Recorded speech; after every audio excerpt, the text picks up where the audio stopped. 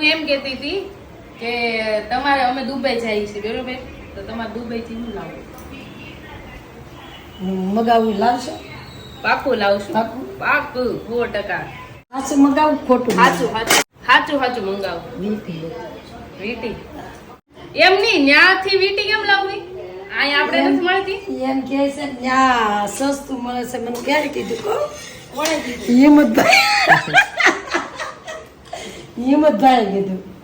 એટલે તમારે હવે હિંમતભાઈ ને કહેવાનું.